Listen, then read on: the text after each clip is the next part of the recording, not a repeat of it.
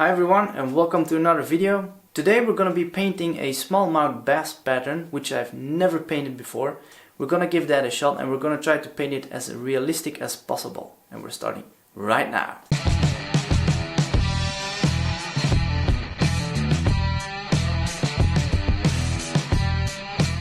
First of all, we're going to start off with a white base coat. I like to use wicked opaque white for this. Now if I look at my reference pictures, then you can see that these smallmouth bass are very iridescent or pearlescent. They really shine and they catch light very beautifully. So in order to create that pearlescent effect, we're gonna need to layer a lot of pearl colors or iridescent or metallic paints on there. Just something that reflects light. So to start off with, I'm gonna start with a base of pearl white and metallic coarse white, which is also a pearl but coarser. The glitter in it is a little bigger, but even the coarse paint is still sprayable with my 0.35 needle. How I like to spray my pearl paint is just with enough air pressure. No reducer, no anything else, just high air pressure. Now if we look at our reference pictures here, then you can see that smallmouth bass have a super irregular pattern. And it also differs a lot depending on the fish and probably location where they live or where they are caught. Underneath that pearlescent gold you can see there's a lot of brown in this fish. Especially on this photo it's very clear.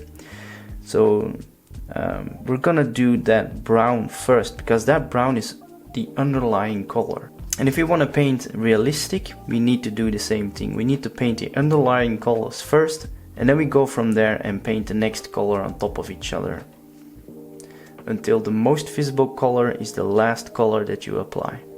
So for these brown spots and that really irregular pattern, I am gonna use Vallejo Model Wash in the color dark brown, and I'm just gonna dip it on there with a paper towel.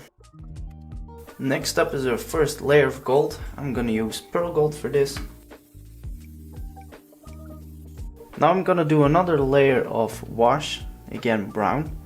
This time I'm gonna use a little bit of a cotton ball here that I have, or a little piece of cotton. And that doesn't soak up the paint as well as that a paper towel does. So that's gonna make our spots a lot more darker. Now certain areas, for example the gill plates on the underside, are very whitish. They're very bright and very whitish, but also very metallic or sometimes silverish. In order to create that, we need to go back with white over that. So I'm gonna take pearl white. It might be too transparent, but we'll see. I'm also gonna take a little bit of metallic white coarse. That is also a nice white to layer on there. And I'm also gonna do it a little bit on the body as well again, just a little bit irregularly. Now if you look at our reference pictures again, you can see that a smallmouth bass has really tiny scales, and a lot of them. So that's why I'm gonna use this stencil from Lure Blanks, which is a really nice kind of fine netting. You can always cut these into the right size of your lure and it's gonna make life much easier, but I use them for a lot of kind of lures. So that's why I don't want to cut them, so that I can use them for several lures. So it's always a little bit of figuring out, and sometimes it is a struggle to get it on there. But usually I get the job done. So we're gonna use Wicked Gold from Createx then. It's gonna be more transparent, it's gonna be more subtle. And we're gonna see if we can achieve the effect that we want with that. And I am gonna spray only in one direction, and that is from the back to the front of the lure, because I want to fill the front pocket of every scale, but not the entire scale.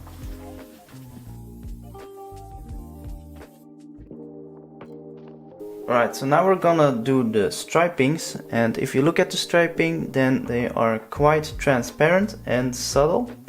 But yet you can still see the scales in between those stripings, so it means that the striping is not that really opaque. So that's why I'm gonna do the striping while I have my netting or my stencil still on there, so that also the scale pattern is gonna be visible in that stripe pattern. Later on we're gonna give that a little bit of a touch up, but that's for later on. Right now we're just gonna do the striping. The best way to do this would be to have a specific cutout stencil with exactly the striping that you want on there. But I don't have that, and I'm not gonna make it this time. I'm just gonna use the stencils that I have. But I think it will work itself out. We're gonna see. Now for the color, I'm gonna use Wicked Detail Sepia, reduced with a little bit of 4011. And that's gonna give a really nice transparent light to dark brown. The more you put on there, the darker it gets. Now if you find that your striping is a little bit too dark, for example here, which I find way too dark, you can just grab some gold again and just cover it a little bit with a little bit of gold to make it more subtle again. Right, so now we're gonna remove our stencil.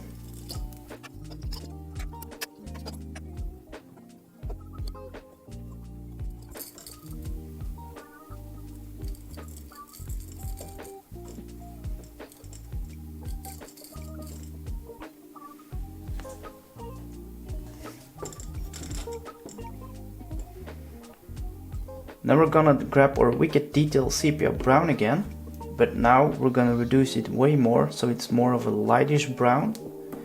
The reason that I do this is that I want this to be a light brown color, not too dark. That's the key. Right, and now we're gonna cover a little bit of those stripings and those spots again, but just very, very softly. And we're gonna do this freehand, so we create soft lines, not any crisp lines like we did with the stencil. Now we got really crisp lines.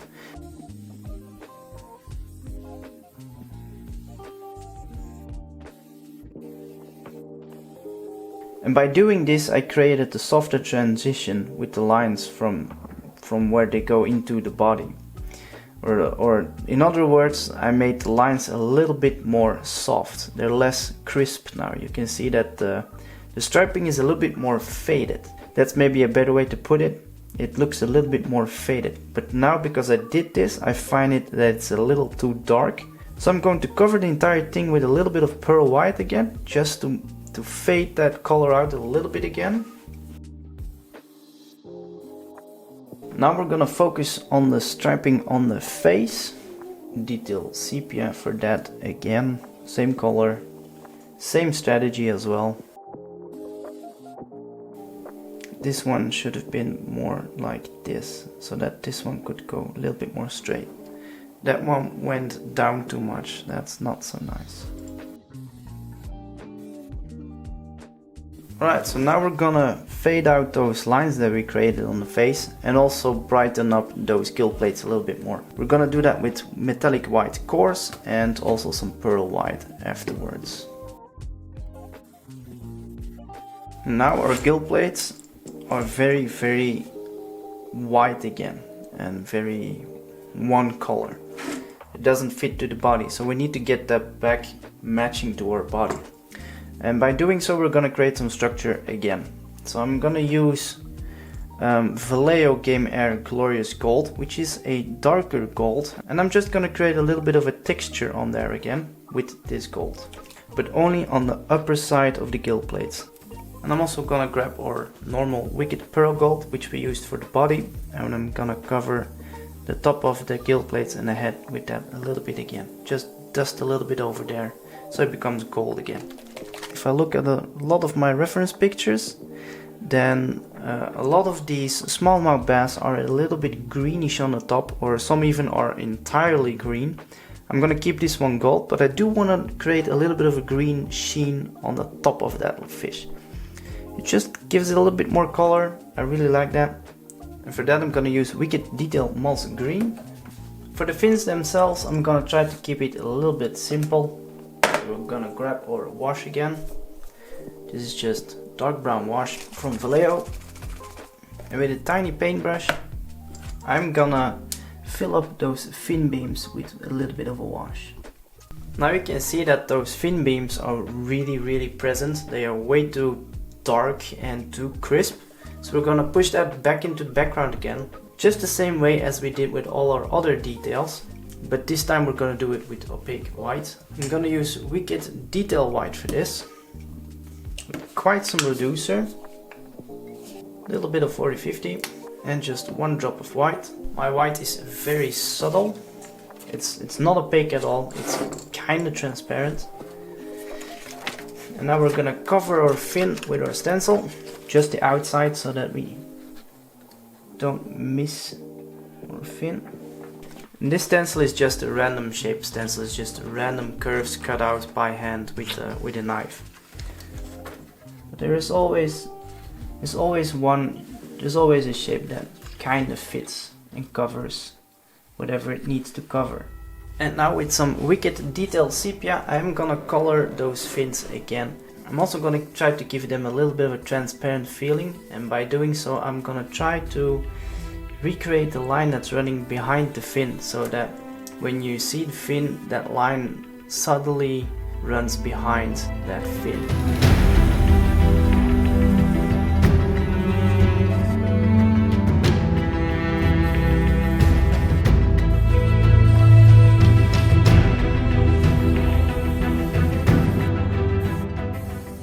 For the eyes, I'm gonna use these eyes from Lure Blanks, because if we look at this reference picture, then these eyes match just perfectly. So we're gonna put these on. These are nice realistic glass bead eyes, which really puts the icing on the cake for any lure.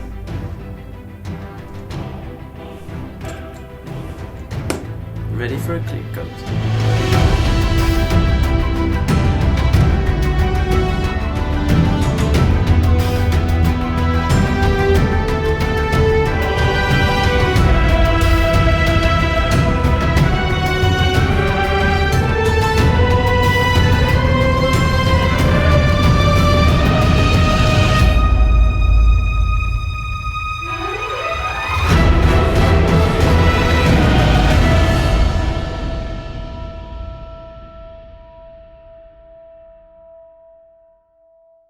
There we go, everyone. It's a really nice paint job. This one worked out really well, especially since it's my first time ever painting a smallmouth bass. I never painted any of those before, but I think it turned out really good. One thing that I really regret though is that I didn't use any color shifts on the top of the body. I have this, Vallejo has this really nice gold to green color shift that would have worked perfectly on the top of the body, like on the back of the fish, and that would have been really amazing. Would have been really beautiful to look at. But the way as it is right now, it already has a little bit of a color shift. I'm not sure if you can see that, but the pearl white shines through underneath that gold, so sometimes you can see it shifting to that pearl white, which is really cool as well. Overall, I am really happy about this lure. It looks very realistic. Also, the scales are really good, especially because we painted those scales in the background. They're not really super crisp and they're more subtle, and that all makes it look more natural and a little bit more realistic. It really looks like it is skin, you know, like a fish skin on there. As always, I will leave a link in the description down below of this video where you can find all the materials that I used to paint this lure. This will guide you to my webshop, which is based in Sweden. And if you buy anything there, you will be supporting me and the channel. And I really hope this video has inspired you to paint really cool smallmouth bass patterns on your lures. Thank you for watching, have a nice day and see you next time. Bye bye.